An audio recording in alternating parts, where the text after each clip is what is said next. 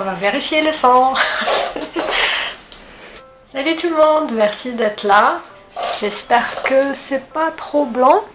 Donc on va commencer par une série que j'adorais, que j'aimais beaucoup quand j'étais plus jeune. Ça s'appelait Charmed. C'était l'histoire de 3 sorcières, bonnes sorcières qui faisaient le bien. La Bible est claire là-dessus, on ne trouvera pas quelqu'un chez toi qui fasse ce genre de choses. Et on n'est pas censé regarder ni aimer regarder ce genre de série qui parle de sorcellerie. Dans cette série, je sais plus quelle saison c'était, il y avait un démon qui s'appelait Lazare, c'était un des épisodes. Et à un moment donné, une des sorcières le pulvérisait, je crois, si je me rappelle bien. Il devenait poussière, sauf que ce démon-là, il ressuscitait de ses cendres.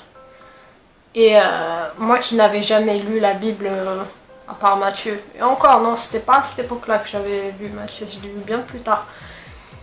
Mais je ne savais pas que dans la Bible, le vrai Lazare était le frère de Marie et de Marthe, et qu'il était décédé suite d'une maladie, et que Jésus était venu ressusciter. Donc c'était un ami, un pote à Jésus. Et Jésus l'aimait beaucoup. Je vois qu'en fait que cette série il n'y a pas que moi, a aveuglé cette génération, ma génération. C'est-à-dire, ça parlait légèrement de quelques personnages de la Bible, mais ça les noircissait. Je me rappelle qu'un jour, j'étais tellement fascinée par cette série que je m'étais un jour mis dans le salon chez mes parents et j'avais déclaré puissance des bip bip bip, donnez-moi les pouvoirs, un peu comme l'épisode 1 de la saison 1 de cette série. Donc c'était vraiment très très dangereux et je crois que le Seigneur m'a protégée pendant cette déclaration parce que c'était une porte ouverte aux méchants, aux démons. Et voilà, faut pas le faire, faut même pas regarder la nouvelle série, nouvelle génération là. Je crains le pire pour cette nouvelle génération qui regarde. Maintenant il y a pire, hein, vous me direz, il n'y a pas que cette série là, mais à mon époque c'était ça.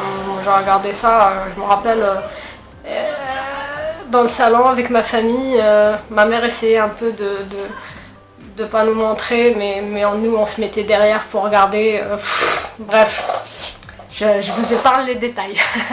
Je me rappelle aussi d'un film que j'aime jusqu'à présent, qui s'appelle La Cité des Anges. Et je m'en veux un peu d'aimer ce film-là, je le trouve vraiment magnifique. Et ça, c'est très dangereux.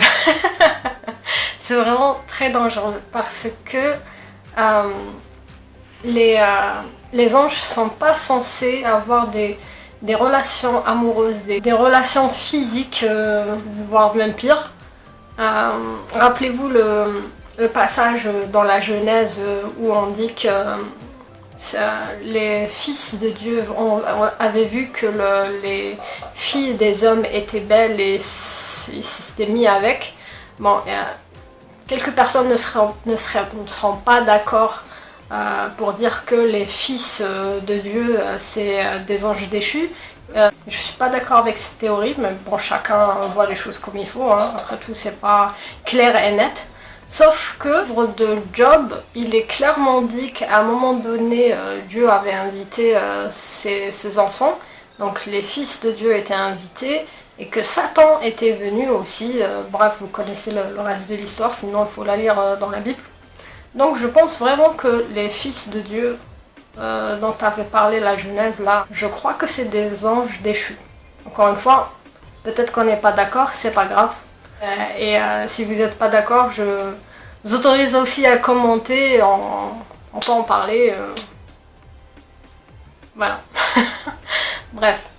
Donc, moi en regardant ce film là, La Cité des Anges, je rêve d'avoir une relation d'amour avec des anges, voilà, qui couperaient ses ailes pour moi, oh là là. Heureusement je suis mariée maintenant. Bref. Les bêtises c'est fini. Et on entend tellement parler de femmes qui ont eu des attouchements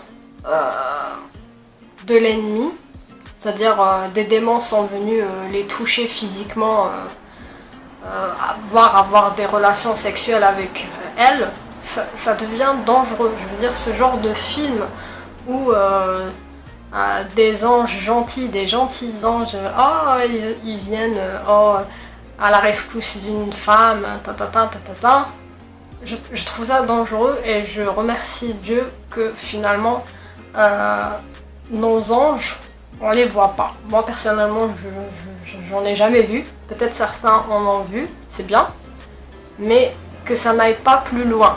Franchement, c'est vraiment dangereux. Et Dieu ne veut pas ça. Il a mis des limites et il y a des limites à respecter pour notre protection. Voilà. Une autre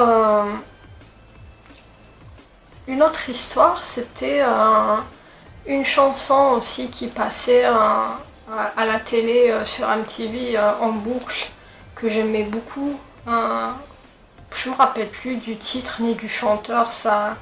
Au nom de la rose, mon ami la femme, prête-moi ton corps. Nanana.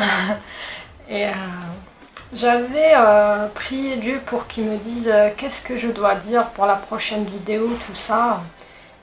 Et il me met en tête cette chanson-là que j'aimais beaucoup à l'époque.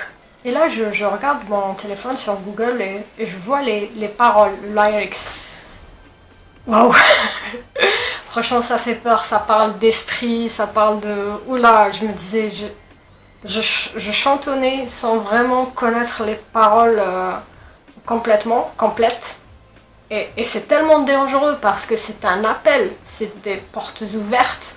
C'est vraiment, c'est un appel, viens démon, viens. Non, moi j'en voulais pas. On chante et on se rend pas compte en fait. Alors c'est pire les chansons en langue étrangère, que ce soit en allemand, que ce soit, je sais pas. Et on chante parfois et on ouvre des portes sans se rendre compte parce que on connaît pas la langue, mais même si on trouve la mélodie sympathique, quoi. Voilà, à éviter. Et il faut vraiment, quand on aime une chanson, il faut vraiment voir le lyrics, voir les paroles. Et les comprendre, surtout pour pas chanter n'importe quoi. Voilà. Et je pense à tous les adolescents qui ne sont pas encore en Christ. Oh là là, c'est vraiment, c'est tellement dangereux. Je veux dire, je sais pas si c'est l'âge qui fait en sorte que maintenant j'ouvre les yeux, mais waouh, les adolescents sont à risque, quoi. Ouais, voilà. Voilà, faut prier pour eux. Voilà. On arrive maintenant à l'histoire de Superman et de certains super-héros qu'on voit à la télé, dans les séries, dans les films.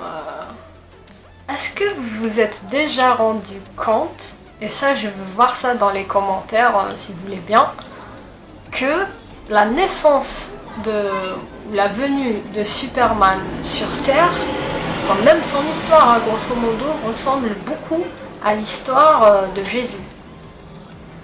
On n'est pas tous d'accord là-dessus, même mon époux n'est pas d'accord, il me dit, lui il aime bien Superman. Moi aussi j'aime bien Superman, mais il me dit que c'est pas, que ça n'a rien à voir. Mais moi je trouve qu'avant que je lise la Bible et que je connaisse vraiment l'histoire de Jésus, c'était dans Matthieu, je me rappelle, c'était le premier livre que j'avais lu, trop de ressemblances. Et je me dis que c'est aussi dangereux, même si j'aime l'histoire, hein. C'est mon opinion. Je trouve que c'est dangereux pour les personnes qui ne connaissent pas Jésus et que quelque part ça les éloigne de la vérité de Jésus. Je sais pas si je me fais bien comprendre. Mais même dans certaines histoires, par exemple, comment ça s'appelle cette série? Power Rangers. J'ai vu la nouvelle série, la nouvelle génération, là, de la nouvelle génération. Ils rentrent dans une sorte de montagne où il y a de l'eau au baptême. Non, je sais pas.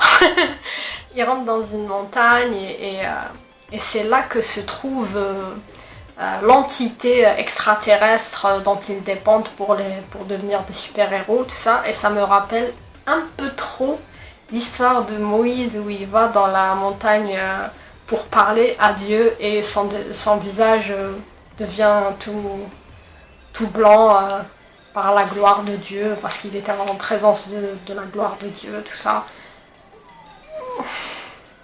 Dites-moi si c'est juste moi, hein. N'hésitez pas à commenter, franchement je veux vraiment entendre votre opinion. Voilà. Quoi d'autre? Moi je pense qu'on je finis. Donc je vous dis à la prochaine vidéo. Bye bye.